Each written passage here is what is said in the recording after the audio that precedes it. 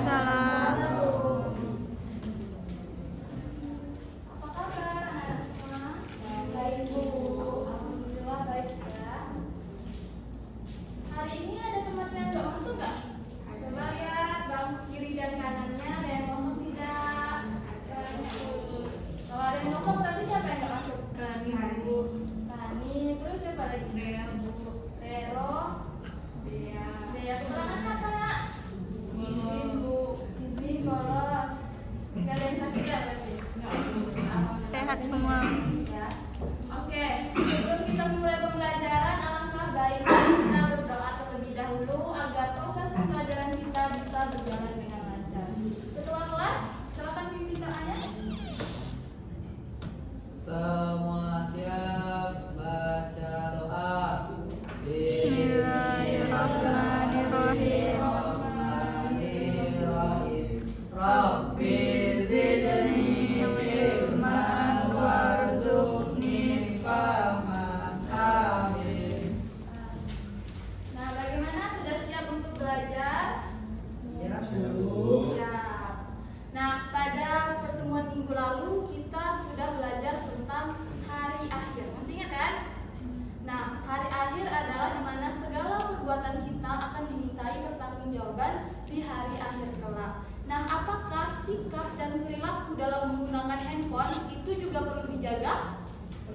Iya, perlu. Nah, hari ini kita akan membahas hal itu. Materi kita hari ini adalah mengenai adab dalam bersosial media.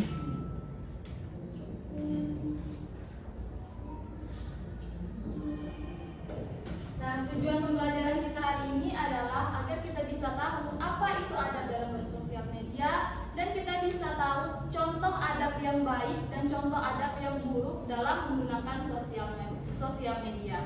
Nah, pembahasan mengenai sosial media ini sebenarnya sangat luas ya nak, tetapi karena keterbatasan waktu kita batasi pada 2 materi saja pada hari ini, yakni mengenai pengertian adab dalam bersosial media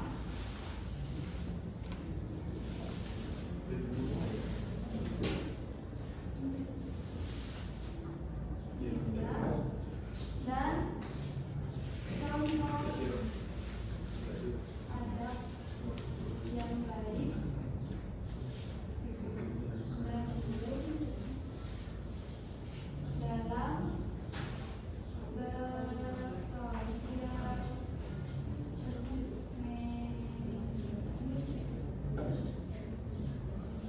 Apa itu adab dalam bersosial media? Ada yang tahu?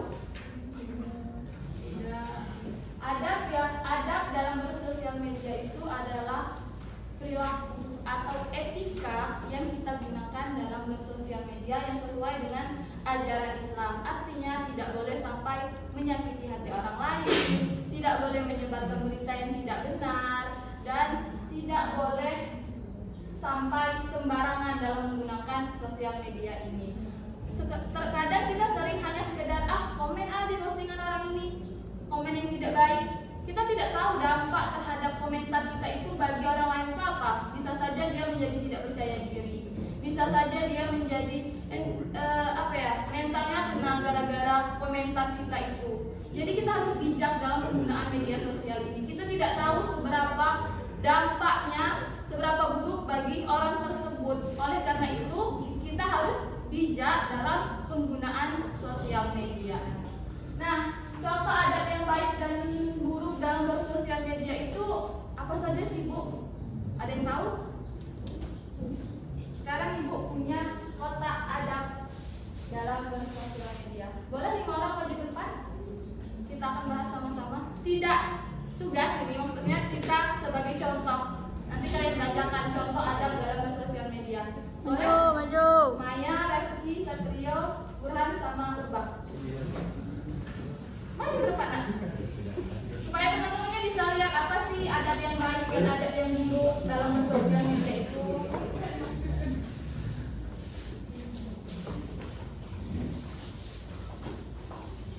Lima orang. Refki,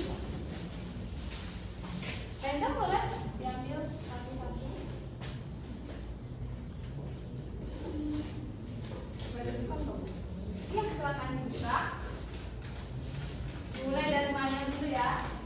Silahkan dibacakan. Nanti kita bahas sama-sama apakah ini termasuk adab yang baik atau adab yang buruk dalam penggunaan sosial media. Ada teman yang upload foto selfie di sosial media, kalian memberikan komentar dengan kalimat ih jelek banget. Nah, ini termasuk adab yang baik atau tidak dalam Tidak. Kenapa? Karena menyakitkan hati ya, karena dengan ketika ih jelek banget. Ini bisa menyakiti perasaan teman kita yang posting foto ini, jadi tidak boleh ya. Selanjutnya Mbak. Temanmu mengunggah postingan setelah menang lomba, lalu kamu memberi komentar, wah keren banget, sangat menginspirasi, semangat terus ya. Ada yang baik atau buruk? Baik. Kenapa? Memuji. Semangat dan apresiasi terhadap teman kita tersebut. Selanjutnya Abraham. Ada teman yang curhat, sedang sedih di post friend. Kemudian kalian screenshot chat itu dan disebarkan ke grup lain. Lihat deh, dia Gengsi masuk banget. ini. Itu boleh atau tidak? Tidak. Tidak. Kenapa? Menyebarkan privasi orang lain. Selanjutnya. Nah, kamu melihat temanmu sedih karena nilainya jelek, lalu kamu chat ke bapak ya, jangan sedih terus, masih bisa diperbaiki kok, semangat ya. Ada yang baik atau yang buruk? Baik. Kenapa? Memberikan Memberikan semangat, semangat. memberikan semangat, memberikan support kepada teman yang sedang bersedih. Selanjutnya. Kamu mendapat pesan di WhatsApp, besok sekolah libur karena takut ketinggalan info. Kamu langsung menyebarkan chat tersebut ke banyak teman tanpa mencari kebenaran info tersebut. Ada yang baik atau ada yang buruk?